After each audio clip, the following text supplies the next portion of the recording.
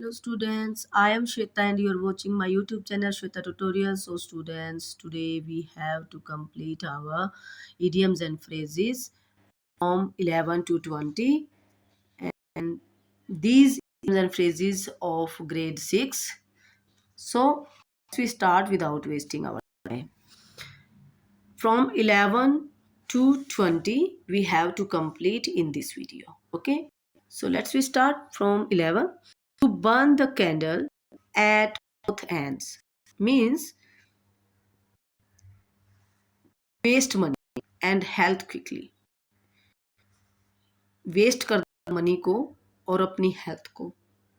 अगर to burn the candle at both ends है, एक मीनिंग है, एक इडियम्स है, कहावत है क्या कि अगर हम कैंडल को दोनों तरफ से जलाते हैं तो क्या वो बचती है? नहीं बचती ना, वो क्विकली खत्म हो जाती है, फिनिश हो जाती है. ठीक है, तो सेम इसी सिचुएशन को हम मान कर ये चलें कि अगर किसी के पास कोई मनी वेस्ट करता है और वो इस तरीके से करता है कि बहुत रैपिड उसको वेस्ट करता है, वो ऐसे कर रहा है to the candle at both hands means वो दोनों तरफ से कैंडल्स को जलाकर, जैसे कि एक बेवकूफ़ इंसान उसको मानेंगे, एक बेवकूफ़ इंसान है वो दोनों तरफ से कैंडल को जला दे और वो सोचता है कि बहुत अच्छा है, लेकिन बाद में चलता है कि वो कैंडल तो बहुत जल्दी ही क्विकली क्या हो गया, फिनिश हो गया, कंप्लीट हो गया, और उसके बाद में उसको क्या हो सकता है, फिर उसको पछताना पड़ सकता है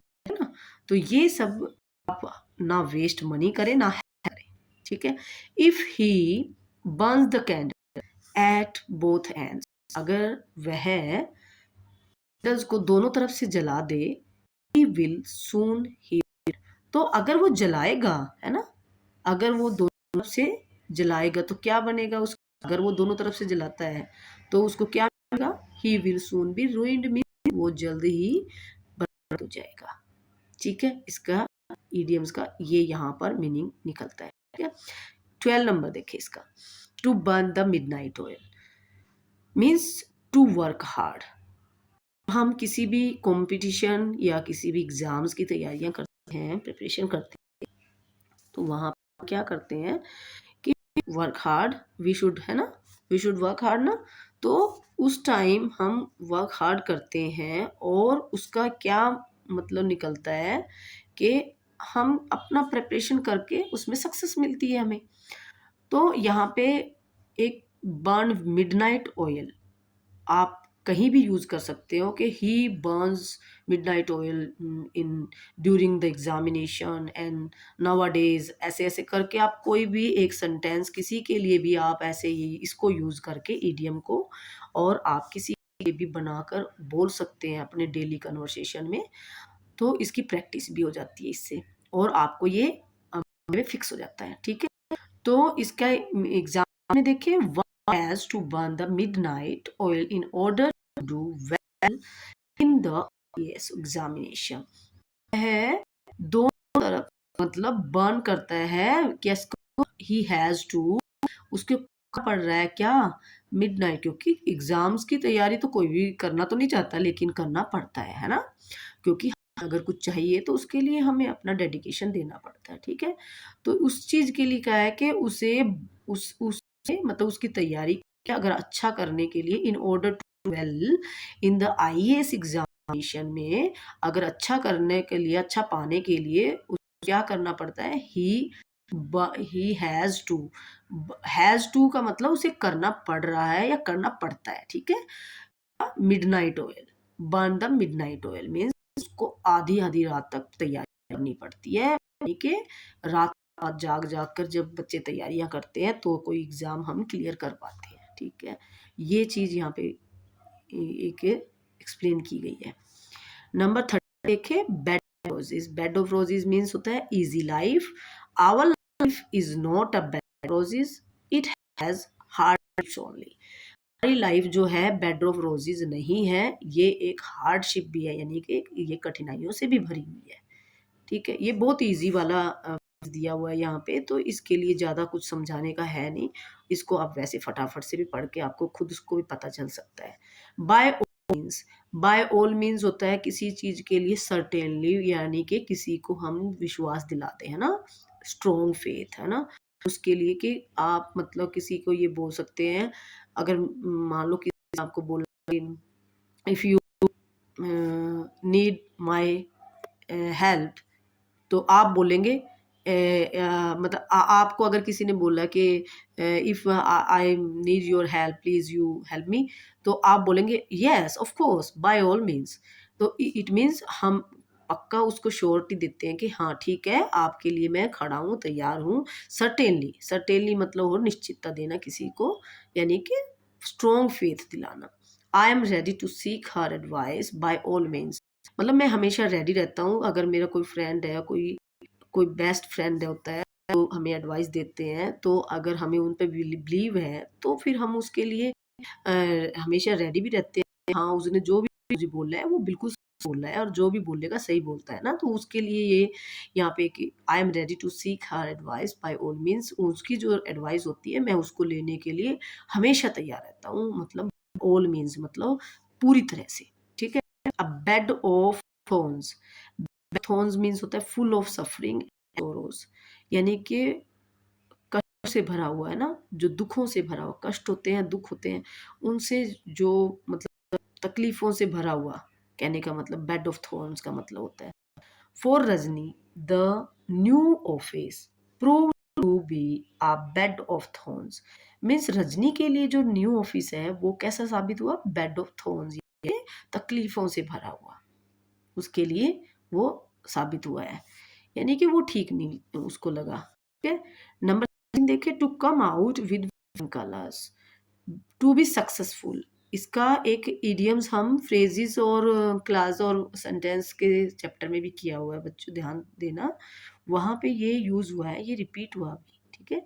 तो इसमें पहले भी ये था कि विद फ्लाइंग कलर्स, और ये एक फ्रेज होता है टू बी सक्सेसफुल, मतलब किसी चीज के लिए जब हम सक्सेसफुल हो जाते हैं तो उसके लिए हम ये इडियम यूज करते हैं, फ्रेज यूज करते हैं। तो इसमें देखिए example, Indian Antarctic expedition team came of with flying colours, means जो इंडियन अभियान दल था, अंटार्कटिक अभियान दल था, वो कैसे निकल कर उभर कर आया, विद फ्लाइंग कलर्स मतलब अच्छा रिजल्ट लेकर आया, सक्सेसफुल होकर आया, सफल होकर आया। ठीक है।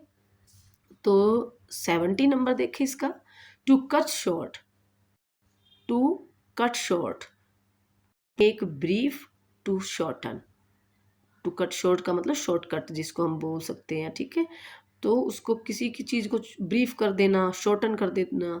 तो इसके एग्जांपल देखें, I had to cut short a stay in Nilgiris when we received a call from home, मतलब मुझे वहां पर थोड़े टाइम के लिए रुकना पड़ा नीलगिरीज में, जब मेरे घर से मुझे कॉल मिला, इसका मतलब ये है। ठीक है।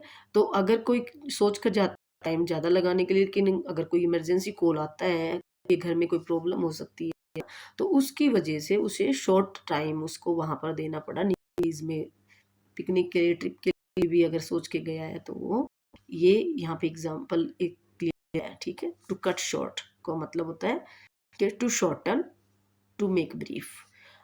18 देखिए, a child's play, a child's play means बच्चों का खेल, जैसे हम कई बार कह देते हैं कि समथिंग वेरी इजी है ना, तो इसको हम नेगेटिव में भी और पॉजिटिव में भी दोनों use both. So something very easy, जो बहुत इजी होती है। ठीक है। लेकिन हम इसको कैसे यूज करते हैं और नहीं, दोनों कैसे यूज कर सकते हैं वो आपको पता ही है। चाइल्ड प्ले का मतलब बच्चों का खेल नहीं है, मतलब लाइफ इज चाइल्ड्स प्ले, या this game is not a child play, तो this examination is child's play. So इस तरीके से हम किसी को बोलते हैं, या फिर हम ऐसे भी बोलते हैं it's so easy, it's play, तो इस तरीके से भी हम बोल सकते हैं। Some something very easy, example देखें, to succeed in any competitive examination is not a child's play, मतलब किसी भी एग्जामिनेशन को, कॉम्पिटिटिव को सक्सेस करना, सक्सीड होना, उसमें सफल होना, it's not a child's play. ठीक है। It's not a child's play. Next देखिए 19, a chicken hearted person. Chicken hearted person को कहेंगे पोक जो होते हैं ना, जो मतलब जो ज़्यादा दिलेरी ना दिखा सके, है ना? A coward, a coward means a chicken hearted person should not join the defence services. जो चिकन हार्टेड पर्सन होते हैं वो क्या नहीं जॉइन कर सकते हैं? नहीं, उन्हें क्या नहीं जॉइन करना चाहिए? शुड नॉट जॉइन मतलब उनको नहीं चाहिए, किस क्या नहीं चाहिए? उनको एडवाइस दी गई है एक प्रकार से कि डिफेंस सर्विसेज जो होती हैं, जो रक्षा करने वाली जो हमारी जितनी भी सेनाएँ हैं, डिफेंस सर्विसेज उनको बोलते हैं, तो उसमें उनको नहीं जाना चाहिए क्योंकि उनका हार्ट है, चिकन हार्टेड पर्सन है वो, ठीक है? और वो एक उनको हम यही कह सकते हैं कि कोवार्ड यानी कि डरपोक है। 20 नंबर देखें, क्रोकोडाइल टीयर्स। क्रोकोडाइल टीयर्स का मतलब होता है फोर्स्ड टीयर। फोर्स्ड मतलब झूठे टीयर्स, मतलब झूठा ना, ट्रू ना होना, है ना? किसी चीज़ को फेक जिसको हम बोल सकते हैं, तो क्रोकोडाइल टीयर्स। तो अगर कोई झूठा रो रहा होता है, हमें पता चल जाता है तो हम उसको बोल देते हैं कि these all are crocodile tears, don't be fake. ऐसे हम किसी को भी बोल सकते हैं, जब हमारे सामने कोई झूठी तरह के बच्चा भी रो रहा होता है तो उसको भी हम बोल देते हैं। क्रोकोडाइल टीयर्स का फोर्स्ड टीयर्स और एग्जांपल देखें, Rajeev shed crocodile tears on the death of step mother. जब उसकी स्टेप मदर मरी राजीव की तो उसने क्रोकोडाइल टीयर शेड किए, मतलब बरसाए या कुछ भी, उसकी आंखों से क्रोकोडाइल टीयर्स निकल रहे थे, फोर्स्ड टीयर्स निकल रहे थे। ट्रू नहीं था उनका जो पेन था मदर को, क्योंकि एक प्रकार की लगा लो इमोशन स्टेप मदर थी, है ना? हो सकता है। तो ये इसका हमने 11 20 इस वीडियो में किए और next we have to do complete in next video. So till you guys the idioms and phrases, and if you like the video, like and subscribe my channel.